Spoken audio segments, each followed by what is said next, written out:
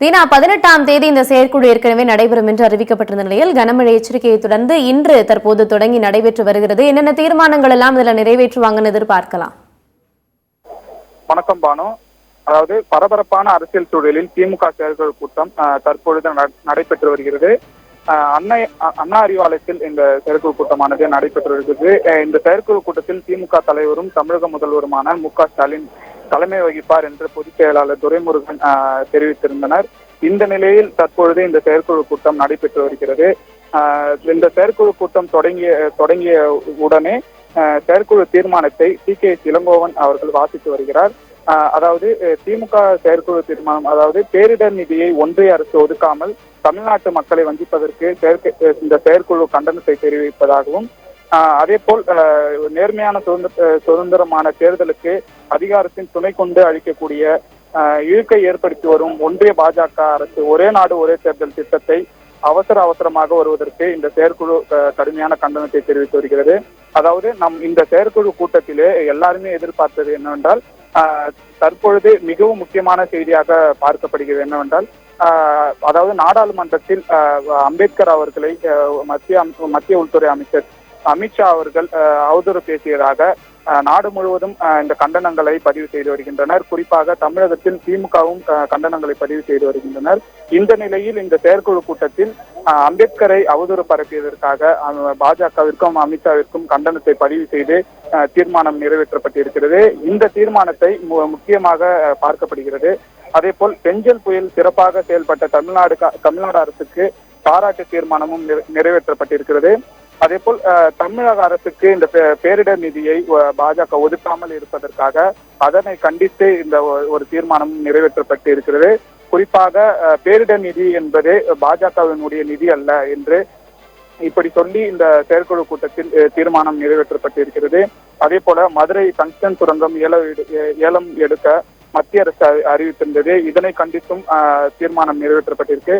இப்படி முக்கியமான தீர்மானங்கள் எல்லாமே இந்த ஒரு பரபரப்பான அரசியல் சூழ்நிலையில் செயற்குழு கூட்டம் கூட்டி இப்படி ஒரு முக்கியமான தீர்மானங்களை நிறைவேற்றி இருக்கிறார்கள். இதன் பிறகு அரசியலில் என்ன மாதிரியான சூழல் நிலவு போகும் என்பதெல்லாம் தெரிய வரும்.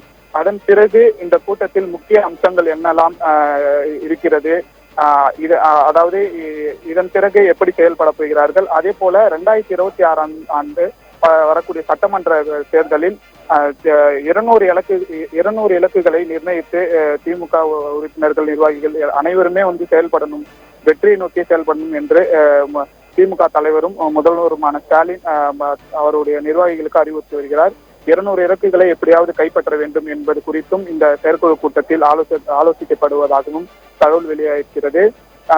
அதே போல இந்த செயற்குழு கூட்டத்தின் முடிவடைந்த பிறகு முக்கிய தலைவர்கள் இல்ல முக்கிய நிர்வாகிகள் செய்தியாளர்களை சந்தித்த பிறகு என்ன மாதிரியான முக்கிய அம்சங்கள் அடங்கி இருக்கிறது, இந்த செயற்குழு கூட்டத்தின் முக்கிய தன்மை என்ன என்பது குறித்தெல்லாம் தெரிய வரும் பானு. தினா, 2026 சட்டமன்ற தேர்தல் தொடர்பாக என்னென்ன ஆலோசனைகள்லாம் மேற்கொள்வாங்க? இந்த பரப்புரை, அதே போல எப்படி கட்சி நிர்வாகிகள் செயல்படணும் அப்படிங்கிற அறிவுறுத்தல்கள்லாம் இன்னைக்கு கொடுக்கப்படும் எதிர்பார்க்கப்படுது.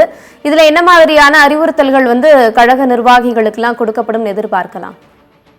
அதாவது கடந்த சில நாட்களாகவே முதல்வர் அவர்கள் அவருடைய நிர்வாகிகளுக்கு, கட்சி தொண்டர்களுக்கு எல்லாமே 200 இலக்கை நாம் கைப்பற்ற வேண்டும் அப்படி என்று பல்வேறு தரப்பட்ட இதுல எல்லாருக்குமே கூறிட்டு இருக்கிறாரு.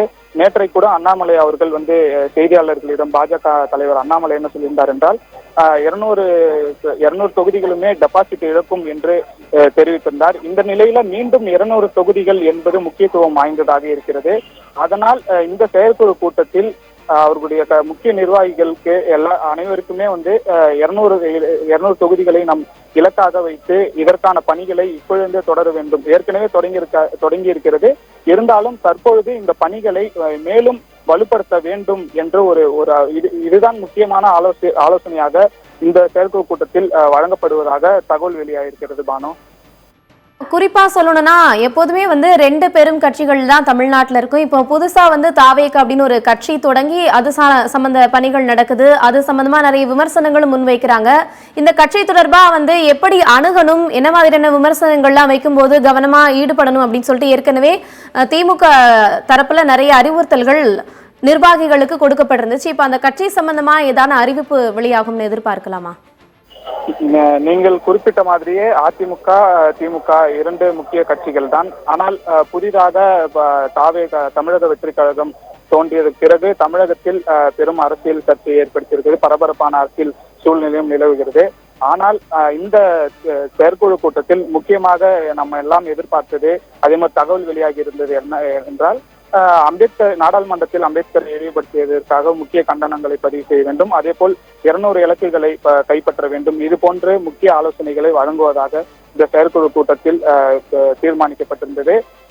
ஒருவேளை மறைமுகமாக ஒரு ஆலோசனை வழங்குவதற்கான வாய்ப்புகள் இருக்கலாம் என்ற சூழலும் நிலவுகிறது. பானு, விவரங்களுக்கு நன்றி தீனா. மிகுந்த எதிர்பார்ப்புகளுக்கு மத்தியில் தற்போது திமுகவின் செயற்குழு கூட்டமானது தொடங்கி நடைபெற்று வரக்கூடிய சூழலில் அமித்ஷாவிற்கு கண்டனம் தெரிவிப்பது உள்ளிட்ட பல்வேறு தீர்மானங்கள் இந்த செயற்குழு கூட்டத்தில் தீர்மானமாக கொண்டு வரப்பட்டிருக்கிறது. இது தொடர்பான அண்மை செய்தியை பார்த்தோம். செயற்குழு தொடர்பான மேலும் விவரங்களை பின்னர் வரக்கூடிய செய்தி தொகுப்பில் பார்க்கலாம்.